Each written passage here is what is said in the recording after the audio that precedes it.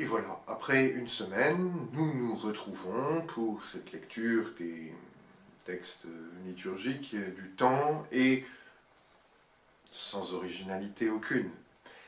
Je m'arrêterai en ce deuxième dimanche après Pâques sur l'évangile du bon pasteur qui nous réintroduit dans l'évangile selon saint Jean, mais avec un petit retour en arrière aux périodes avant la passion du Seigneur. Et le contexte de ce chapitre 10, d'où est tirée cette allégorie du bon pasteur, cette allégorie filée, où le Christ d'ailleurs, nous y reviendrons, d'abord comparé à la porte de la bergerie et ensuite au bon pasteur qui conduit le troupeau, défend la bergerie, et où le peuple lui-même est comparé tantôt à ses brebis, donc les membres du troupeau, ou alors à la bergerie, c'est-à-dire au bercail circonscrit de frontières visibles, de murs. Est un contexte donc de polémique assez dure, et le passage que nous lisons fait suite à une dizaine de versets où, de toute évidence, la figure du bon pasteur est mise en opposition à celle des mercenaires, des mauvais pasteurs, des faux pasteurs, des voleurs qui viennent pour voler et pour égorger. Les mots sont assez forts, et que les brebis ne connaissent pas, parce qu'ils n'ont pas les mots, qu'ils n'ont pas ce qu'il faut pour attirer les brebis, et qui finalement attirent catastrophe sur le troupeau. Et donc vous vous en souvenez, ce chapitre de toute évidence nous ramène à la période de la confrontation avec les pharisiens. Alors, dans le passage que nous lisons, à partir du verset 11, allons tout de suite au cœur de la déclaration du Christ. « Je connais mes brebis et mes brebis me connaissent, comme je connais le Père, et le Père me connaît. » C'est-à-dire que la révélation qui est faite une nouvelle fois dans ce passage porte sur cette connaissance et sur cette figure du pasteur qui connaît Dieu. Alors,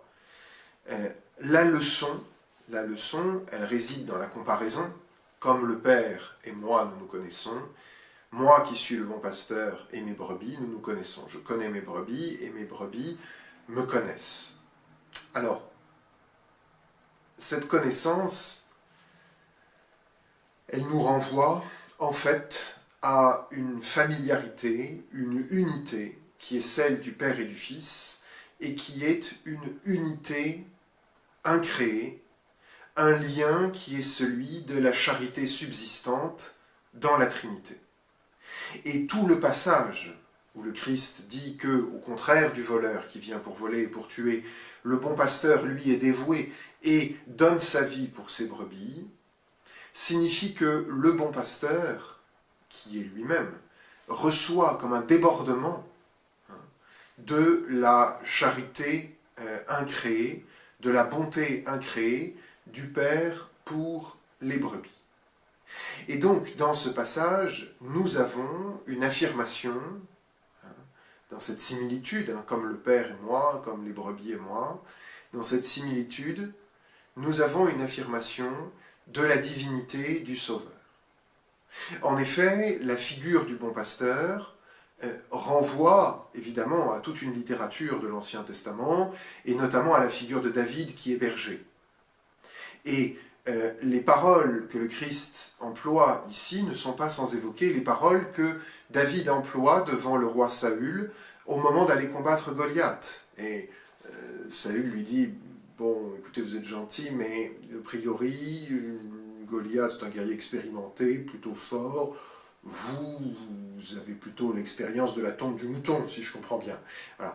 Et là, David répond donc au roi, quand ton serviteur faisait paître le petit bétail de son père, et que venait un lion ou un ours qui emportait une brebis du troupeau, je partais à sa poursuite, je la lui arrachais de la gueule, et s'il se dressait contre moi, je le saisissais par la crinière et le frappais à mort. La réponse la réponse de David. C'est-à-dire que le bon pasteur est cette figure combative de celui qui, non seulement ne répugne pas à ce que sa vie soit mise en danger, à la différence du mercenaire, mais même à une attitude combative. C'est que quand on dit qu'il donne sa vie, c'est qu'il l'expose en vérité. Hein.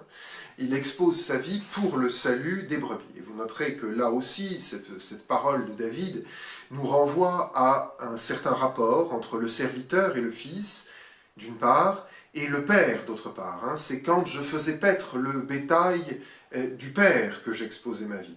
Et cette figure du père attentif au bétail, dont le fils a souci, de même que le père a souci pour le fils, et qui est par exemple un des motifs de la parabole de l'enfant prodigue, nous le retrouvons également dans le psaume 78, mais là avec une insistance marquée pour le souci du premier pasteur pour le troupeau par rapport au souci du deuxième pasteur. Alors, Dieu est le premier pasteur. Dieu est celui qui a fait sortir le troupeau d'Égypte, qui l'a fait paître dans les verts pâturages, qui lui a donné la manne, etc. Et évidemment, les brebis se sont égarées. Les brebis se sont égarées en refusant d'écouter la voix du pasteur. Et alors vient cette figure du Messie qui est comparée à nouveau à un pasteur et qui fera paître et guidera le troupeau d'un cœur intègre.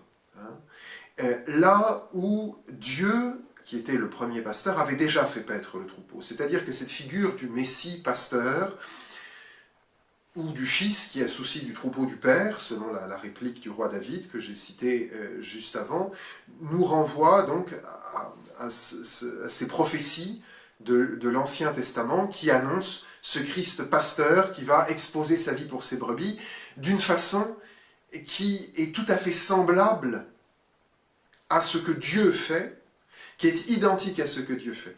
Et ce qu'indique le Christ dans la parabole, c'est que, dans l'image du bon pasteur, c'est que lui est véritablement Dieu. Et cette figure, cette insistance est marquée par le verbe qui correspond à « je donne ma vie pour mes brebis ». C'est-à-dire que dans l'évangile selon saint Jean, le verbe « donner », c'est sans surprise, hein, le verbe le plus simple, didomi, ça n'est pas le verbe qui est employé ici.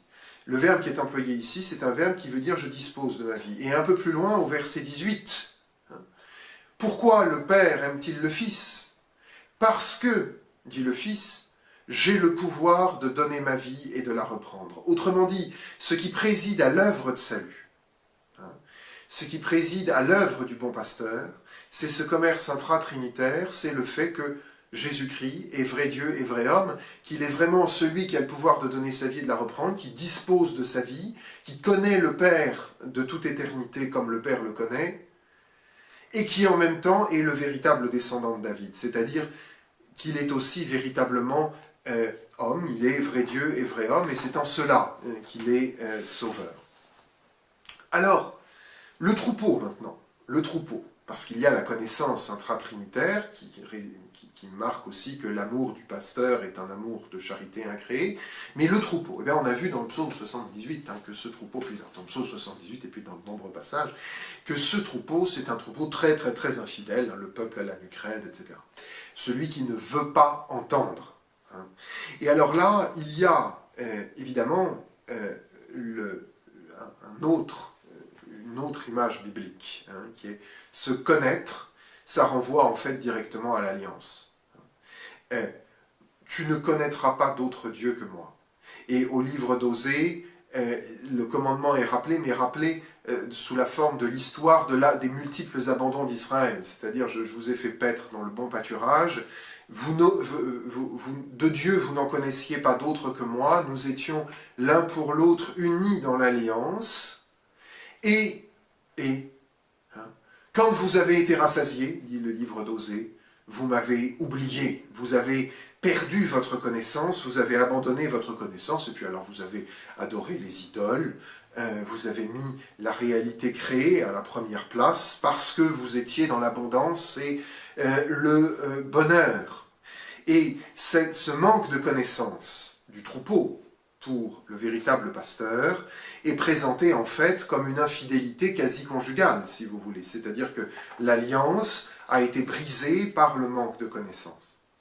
Alors ce que dit le Christ, quand il dit « les brebis me connaissent », c'est à la fois une description, un état de fait, mais je suis Dieu, c'est-à-dire que je suis celui qui parle au cœur, comme Dieu parle au cœur. Mais en même temps, c'est un remède, c'est-à-dire que je vais, par le témoignage que je donne, et le témoignage de la croix, donner au monde le moyen d'être uni à Dieu. C'est-à-dire que je vais donner la vertu au monde d'être uni à Dieu dans cette connaissance qui les rattache à la connaissance intratrinitaire. Je vais leur donner la foi. Et vous le voyez, dans ce procès du bon pasteur et du mercenaire, il y a en même temps le procès du troupeau. C'est-à-dire que celui qui connaît le Christ, c'est celui qui passe par la porte. Alors évidemment, dans le contexte de la parabole, ça vise d'abord le vrai pasteur. Mais on comprend bien que, en seconde main, si vous voulez, ça vise également le troupeau qui entendra l'appel de la foi. Et la parabole du bon pasteur, c'est aussi un message de pardon. Vous êtes le troupeau, vous êtes allé un peu comme la chèvre de Monsieur Seguin, hein, vous êtes allé vous promener dans la montagne, voir si le loup n'y était pas. Eh bien moi, je vous donnerai le moyen de rentrer à la bergerie. Et c'est une promesse de rédemption, et de rédemption par le fait que le bon pasteur donne sa vie pour ses brebis. Et cette rédemption, elle se fait dans le cadre de la bergerie, hein, dans laquelle on entre par la porte. Voilà. Et écouter la voix, c'est aussi entendre Dieu qui se révèle. Ce qui veut dire que, bien sûr, il y a relation personnelle de Dieu au croyant, que c'est cette relation intime de l'esprit du croyant à Jésus-Christ, cette relation spirituelle qui unit au troupeau. Et cela signifie donc que la communion ecclésiale, c'est la foi, c'est la révélation de Jésus-Christ. Et que donc, il n'y a pas de communion ecclésiale qui puisse faire l'économie de la vraie foi.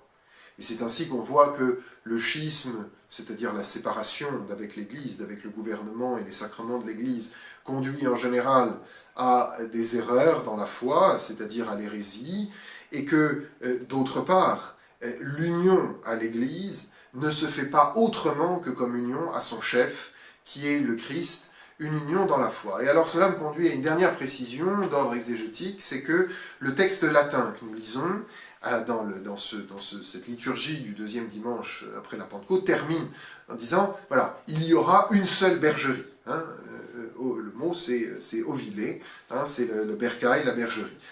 Il y a d'autres traductions, alors si vous ouvrez votre Bible de Jérusalem favorite, hein, que vous pouvez feuilleter comme ça dans son format poche, eh bien vous trouverez le troupeau. Il n'y aura qu'un seul troupeau. Alors, les deux leçons, évidemment, ont une portée un peu différente. Les deux existent hein, dans les multiples versions du texte biblique.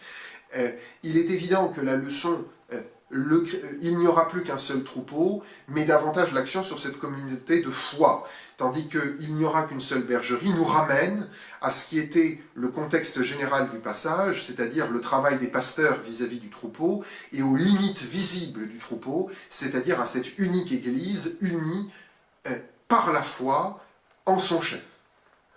Et la limite de la bergerie nous ramène aussi à ce fait que cette confession dans la foi doit se faire dans la confession explicite des paroles de la foi et aussi dans le témoignage visible, hein, les murs de la bergerie, si vous voulez, qui sont les sacrements confectionnés, célébrés, comme on dit maintenant, et reçus dans un geste religieux qui fait participer à ce geste religieux qui a été le suprême témoignage d'amour du Fils et du Père, qui est la croix de Jésus-Christ.